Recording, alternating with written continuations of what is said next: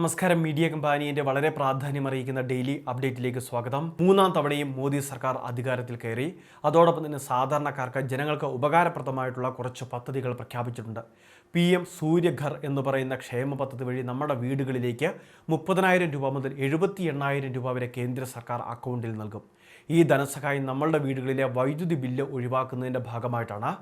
സൗജന്യമായിട്ട് തന്നെ, അതായത് പിന്നീട് വൈദ്യുതി ഭാവിയിൽ സൗജന്യമായിട്ട് തന്നെ ഉപയോഗിക്കുന്ന രീതിയിലേക്ക് സോളാർ റൂഫ് ടോപ്പുകൾ സ്ഥാപിക്കുക എന്നുള്ളതാണ് പദ്ധതിയുടെ ലക്ഷ്യം. 1 കിലോ വാട്ട് പ്ലാന്റിന് 30,000 രൂപ സബ്സിഡി, 2 കിലോ വാട്ട് പ്ലാന്റിന് 60,000 രൂപ, 3 കിലോ വാട്ടോ അതിന് മുകളിലോ ആണെങ്കിൽ 78,000 രൂപയാണ് റേഷൻ കാർഡ് വ്യത്യാസമില്ലാതെ എല്ലാവർക്കും നൽകുന്നത്. ഇതിനെപ്പറ്റി വിശദമായിട്ടൊരു വീഡിയോ ഇന്ന് നമ്മുടെ ചാനലിൽ ചെയ്തിട്ടുണ്ട്. വീഡിയോ കണ്ട് മനസ്സിലാക്കുക. രണ്ടാമത്തെ മറ്റൊരു പ്രധാനപ്പെട്ട അറിയിപ്പ്, നമ്മളുടെ സംസ്ഥാനത്തെ സ്കൂൾ കുട്ടികൾക്ക് ഗവൺമെൻറ് സിലബസിലൊക്കെ കേരള സിലബസിൽ പഠിക്കുന്ന വിദ്യാർത്ഥികൾക്ക് ഇനി ആഴ്ചയിൽ 2 ദിവസം മുട്ടയും അതോടൊപ്പം തന്നെ പാലും ഉൾപ്പെടെയുള്ള സഹായങ്ങൾ ലഭിക്കും.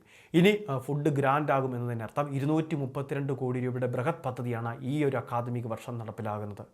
ഒരു LP തലത്തിൽ പഠിക്കുന്ന വിദ്യാർത്ഥിക്ക് 10 രൂപ 32 പൈസയും ഇതോടൊപ്പം UP തലത്തിൽ പഠിക്കുന്ന ഒരു വിദ്യാർത്ഥിക്ക് 12 രൂപ 49 പൈസയുമാണ് ഇതിനുവേണ്ടി നീക്കിവെക്കുന്നത്. അത് പ്രതിദിനം എന്നൊരു കണക്കിലാണ് ഇത് ഉൾപ്പെടുത്തിയിട്ടുള്ളത്.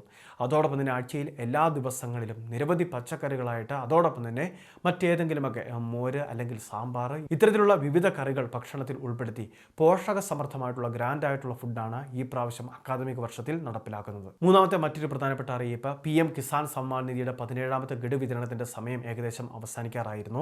ഇലക്ഷൻ പശ്ചാത്തലത്തിലാണ് പദ്ധതി നീട്ടിക്കൊണ്ടുപോയത്. തെരഞ്ഞെടുപ്പ് കമ്മീഷന്റെ പെരുമാറ്റച്ചട്ടങ്ങളെല്ലാം പിൻവലിച്ച സാഹചര്യത്തിൽ സാധാരണക്കാരുടെ അക്കൗണ്ടിലേക്ക് ധനസഹായം കൈമാറുന്നതിന് വേണ്ടിയുള്ള എല്ലാ നടപടികളും നാളെയോടെ സർക്കാർ ആരംഭിക്കും. അതിന് മുന്നൊരുക്കമായിട്ടാണ് KYC പൂർത്തീകരിക്കാനുള്ള കർഷകർക്ക് അവസാന അറിയിപ്പ് നൽകിയിട്ടുള്ളത്. ഈ ജൂൺ മാസം 5-ാം തീയതി മുതൽ സ്പെഷ്യൽ ക്യാമ്പുകൾ ആരംഭിച്ചിട്ടുണ്ട്. 20-ാം തീയതി വരെയാണ് ക്യാമ്പുകൾ നീണ്ടു നിൽക്കുക. നമ്മുടെ അടുത്തുള്ള ഓൺലൈൻ സർവീസ് സെൻറ്ററിൽ നമുക്ക് KYC അപ്ഡേഷൻ ചെയ്യുന്നതിന് വേണ്ടി സാധിക്കും. മുൻപ് KYC ചെയ്തിട്ടുള്ളവർ ഇനി ചെയ്യേണ്ട ആവശ്യമില്ല. ചെയ്തിട്ടുണ്ടോ എന്നൊക്കെ സംശയം ഒരുപാട് ആളുകൾക്ക് ഉള്ളതുകൊണ്ട് തന്നെ സ്റ്റാറ്റസ് ഒന്ന് പരിശോധിച്ച് കാര്യങ്ങൾ മനസ്സിലാക്കുക. മുൻപ് ഈ KYC ചെയ്യുന്ന ഒരു വീഡിയോ നമ്മുടെ ചാനലിൽ അപ്ലോഡ് ചെയ്തിട്ടുണ്ട്. ആ വീഡിയോ സെർച്ച് ചെയ്തൊക്കെ ഒന്ന് കാണുന്നതിന് വേണ്ടി എല്ലാവരും ഒന്ന് ശ്രദ്ധിക്കുക. ഏറ്റവും അവസാനത്തെ പ്രധാന അറിയിപ്പ്, ആധാർ കാർഡുള്ള വിദ്യാർത്ഥികളെ സംബന്ധിച്ചിടത്തോളം പ്രധാനമായിട്ട് ശ്രദ്ധിക്കേണ്ടത് 5-ാം വയസ്സിലും 15-ാം വയസ്സിലും നിർബന്ധിത ബയോമെട്രിക് അപ്ഡേഷൻ നടത്തണം. ഫോട്ടോ ഉൾപ്പെടെയുള്ള കാര്യങ്ങൾ മാറ്റി പുതിയ ആധാർ കാർഡ് എടുക്കുന്ന രീതിയിൽ തന്നെയാണ് ക്രമീകരണം ചെയ്യേണ്ടത്. 5-ാം വയസ്സിൽ ചെയ്യാൻ സാധിച്ചില്ല എങ്കിൽ 2 വർഷം ഇളവുകളുണ്ട്. 15-ാം വയസ്സിലുള്ള വിദ്യാർത്ഥികൾക്കും ഇത്തരത്തിൽ 2 വർഷത്തേക്ക് ഇളവുണ്ട്. ഇത്തരത്തിൽ ആധാർ അപ്ഡേഷൻ ചെയ്യേണ്ടത് കൃത്യമായിട്ട് കേന്ദ്ര സർക്കാർ പറഞ്ഞിട്ടുള്ളതാണ്. വിദ്യാർത്ഥികൾ ലഭിക്കേണ്ട വിവിധ ആനുകൂല്യങ്ങൾക്കെല്ലാം ഇത്തരത്തിൽ പുതുക്കിയ ആധാർ കാർഡ് വേണം സമർപ്പിക്കാൻ. അതുകൊണ്ട് തന്നെ അക്ഷയ കേന്ദ്രങ്ങളുമായിട്ട് ബന്ധപ്പെട്ട ആധാർ അപ്ഡേഷൻ ചെയ്യുന്നതിന് 5-ാം വയസ്സിലും 15-ാം വയസ്സിലും കൃത്യമായിട്ട് ശ്രദ്ധിക്കുക.